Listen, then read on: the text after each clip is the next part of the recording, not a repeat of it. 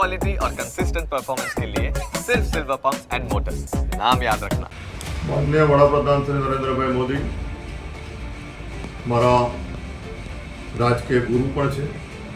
तो हूँ प्रभुने प्रार्थना करूँ छूँ कि माननीय नरेंद्रभाईनो खूब लांबू आयुष्य आपे अने राजकीय क्षेत्र में खूब एनी प्रगति थाय अने मां भारती ने विश्वना फलक में एक ऊंचा आसन पर बेसाड़ी अने विश्वगुरु बनावे एवी एक प्रार्थना करूँ छूँ प्रभुने।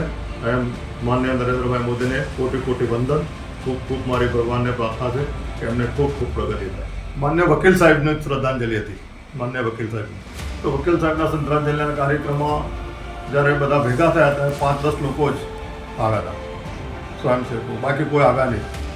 તો બીજા ત્રીજા દિવસે માન્ય નરેન્દ્રભાઈનો પ્રવાસ હતો એટલે એમને એવું કીધું કે બેઠકમાં નરેન્દ્રભાઈની બેઠક માટે બધા જ લોકો આવી જાય।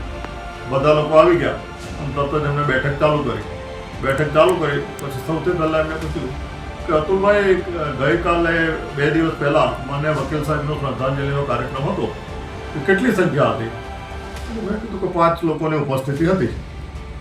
તો કે ઓકે, સરસ છે। તરત જ એ બેઠક ત્યાંથી લીધી જ નહીં, તરત જ ઊભા થઈ અને કે મારી બેઠક અહીં પૂર્ણ થાય છે અને હું પરત જઉં છું। અમને લોકોને પણ નવાઈ લાગી કે બેઠક આટલા બધા લોકો આવ્યા છે, બેઠક નહીં લીધી। પછી તો એ વખત તો કંઈ અમે બોલ્યા નહીં। પણ જ્યારે બેઠક અમદાવાદ કર્ણાવતી ખાતે બેઠક હતી સંકળાયેલી, પણ ત્યારે અમને પૂછ્યું કે આવું કેમ?